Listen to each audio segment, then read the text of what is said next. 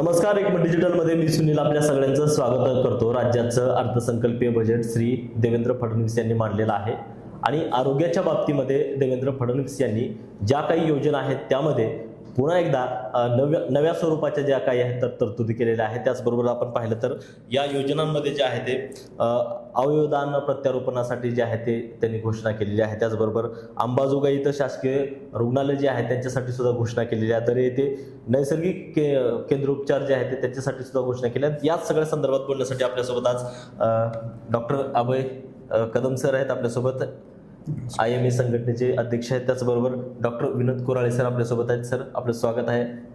काय वाटतं सर या बजेटबद्दल? सरकारनं आज जी बजेटची घोषणा केलेली आहे, आरोग्यासाठी काय करणं अपेक्षित होतं, काय केलं वाटतं? मुळात अशी काय विशेष आर्थिक तरतूद किंवा वाढ या बजेटमध्ये दिसून येत नाही.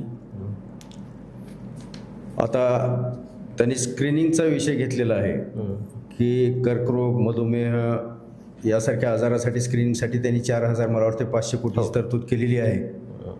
पण एवढा मोठा महाराष्ट्राचा विचार केला आणि प्रत्येक नागरिकाचं स्क्रीनिंग जर करायचा विचार केला तर ही रक्कम अगदी तुटपुंजी ठरेल. त्यामुळं एवढं मास स्केलवर स्क्रीनिंग होणं एवढ्या पैशामध्ये किंवा एवढ्या आर्थिक तरतुदीवर शक्य होणार नाही असं माझं मत आहे.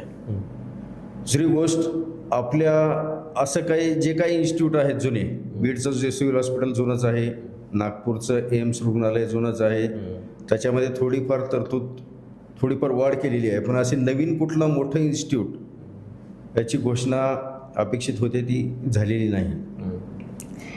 आणि मराठवाडा किंवा आपला जो भाग आहे त्याच्यामध्ये मराठवाड्यामध्ये पण मला वाटतंय असं काय कुठलं मोठी घोषणा किंवा त्याच्याकडं काही म्हणजे मराठवाड्याच्या पारडात काही पडलेलं असेल असं मला वाटत नाही.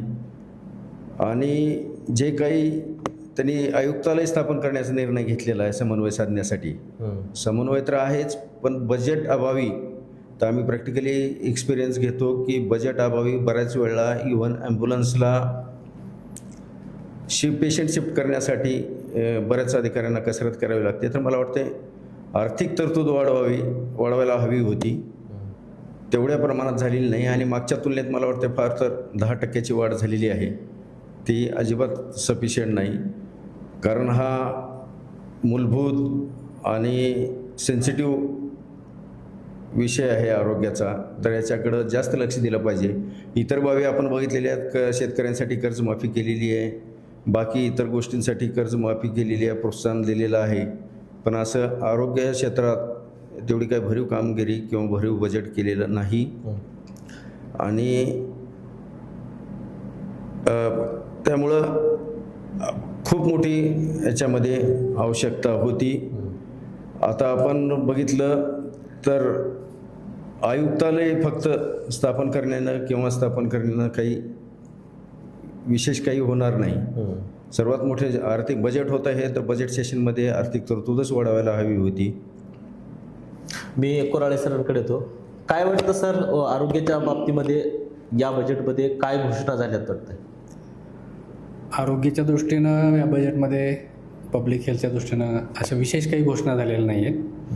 नवीन काही पाहायला मिळत नाही. मागच्या वर्षीचं जे बजेट आहे त्यापेक्षा फक्त त्यांनी 10%, जसं आपण 10% यावर्षी वाढवून बजेट दिलेलं आहे. आणि त्याच्यामध्ये ग्रामीण भागासाठी तर काहीच नाही आहे, त्याच्यामध्ये उल्लेखच नाही आहे काही जास्त. ग्रामीण भागातल्या पेशंटसाठी किंवा लोकांसाठी हेल्थविषयी त्यांनी मेडिकल टुरिझमविषयी घोषणा केलेली आहे. म्हणजे त्यांना बाहेर देशातले पेशंट आपल्या मेट्रोपॉलिटन सिटीमध्ये आणायचे, ती चांगली गोष्ट आहे. पण त्याचबरोबर जे ग्रामीण भागासाठी त्यांनी करायला पाहिजे, आता रुरल हॉस्पिटल आहे अंबाजोगाईचं, तिथं त्यांनी बजेट दिलं आहे, पण ऑलरेडी ते एस्टॅब्लिश्ड आहे, गेल्या कित्येक वर्षापासून आहे. त्याच्यामध्ये म्हणावी तशी सुधारणा मागच्या काही वर्षात झालेली नाही आहे. जे अपग्रेडेशन व्हायला पाहिजे ते झालेलं नाही आहे. त्यामुळं या बजेटमध्ये ऑल ओव्हर इंडियामध्ये म्हणा किंवा महाराष्ट्रामध्ये म्हणावं तसं काही नवीन असं काही योजना नाही आहेत. तेच बजेट त्यांनी कंटिन्यू केलेलं आहे. जवळपास काही बारीक सारीक गोष्टी कॅन्सरच्या काही मूलभूत आजारावरती जी औषधं असतात त्यावरती त्यांनी कस्टम ड्युटी कमी केलेली आहे 17-18 औषधांवरती, ती एक चांगली गोष्ट आहे. आयुक्तालय वगैरे सरांनी म्हणल्याप्रमाणे ती एक बाब थोडीशी पॉझिटिव्ह आहे. पण जे रूट लेवलला आपण विचार करतो, तुमच्या आमच्यात आकडे मोठे दिसतात सगळे बरोबर आहे, पण रूट लेवलला जे गोष्टी व्हायला पाहिजेत त्या अजूनही काही याच्यामध्ये ह्या बजेटमध्ये दिसत नाहीत. काय करणं अपेक्षित होतं सर? काय अपेक्षा होत्या आरोग्याच्या संदर्भामध्ये? अपेक्षा भरपूर आहेत, आरोग्य संदर्भात करण्यासारखं भरपूर आहे. जसं तुम्ही मेट्रो सिटीजमध्ये मोठमोठे फंडिंग देता आणि मोठमोठे इन्फ्रास्ट्रक्चर उभा करतात, तसंच तुम्ही ग्रामीण भागातल्या लोकांसाठी काहीतरी करणं अपेक्षित आहे. सरांनी मागच्या वेळेस म्हणल्यासारखं ग्रामीण भागात साधा मेडिकल ऑफिसर जात नाही, त्यांना म्हणावं तसं भत्ता मिळत नाही. ते भत्ते त्यांचे वाढवले पाहिजेत, त्यांना तिथं राहण्याची चांगल्या प्रकारची सोय केली पाहिजे. इन्फ्रास्ट्रक्चर डेव्हलप केलं पाहिजे, तर ते ग्रामीण भागाचा थोडा विकास होईल किंवा तिथल्या लोकांना ह्या आरोग्य सुविधा त्वरित भेटतील. हे करणं अपेक्षित होतं, त्याचा तर काही उल्लेखच नाही आहे.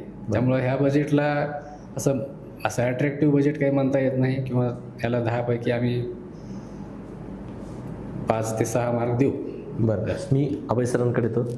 सर, काय वाटतं या बजेटमध्ये सरकारनं काय घोषणा करणं अपेक्षित होतं आरोग्याच्या संदर्भामध्ये? आता आपण मागे चर्चा केल्याप्रमाणे एक गोष्ट याचं मी स्वागत करतो की प्रधानमंत्री जन आरोग्य योजना आणि महात्मा फुले जन आरोग्य योजना याच्यामध्ये जास्त आजार, जवळपास 1000 नवीन आजार त्याच्यामध्ये त्याचा अंतर्भाव केलेला आहे. मला वाटतं होतं एम्सच्या धर्तीवर आपल्या मराठवाड्यामध्ये एक तरी मोठं रुग्णालय व्हायला हवं होतं. नागपूर ठीक आहे, नागपूर, मुंबई, तिथे ऑलरेडी सगळ्या सुविधा असतात. आता आपल्याकडे कॅन्सरचे रुग्ण असतील तर त्यांना पेट स्कॅनसाठी इथं कुठेही जवळपास सुविधा उपलब्ध नाही. तर असं एक मोठं इन्स्टिट्यूट जर एखादा आपल्या भागात झालं असतं तर जे की टाटामध्ये जाऊन गर्दी होते किंवा इकडं गर्दी होते, आपण टाटा हॉस्पिटलच्या वगैरे बाहेर बघितलं तर कित्येक लोक रस्त्यावर वेटिंगमध्ये झोपलेले असतात.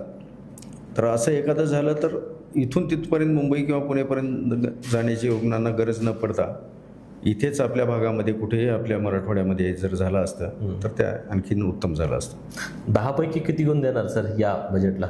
10 पैकी 6 गुण देऊ. एकूण जर पाहिलं तर राज्याचं हे अर्थसंकल्पीय बजेट जे आहे ते सादर झालेलं आहे आणि आरोग्यासाठी जे आहे ते सरकारकडनं म्हणावं तेवढा तरतूद जी आहे ते करण्यात आलेली आहे. आणि ग्रामीण भागामध्ये जे आहे ते आरोग्याच्या बाबतीत वेगळ्या उपाययोजना किंवा वेगळी तरतूद, वेगळा निधी जो आहे तो देण्यात आलेला कुठंही पाहायला मिळत नाही. त्यामुळं ग्रामीण भागातली आरोग्याची व्यवस्था जी आहे ती अजूनही मोडखळीस आलेलीच पाहायला मिळणार आहे. या चर्चेमध्ये इथंच थांबतोय. धन्यवाद.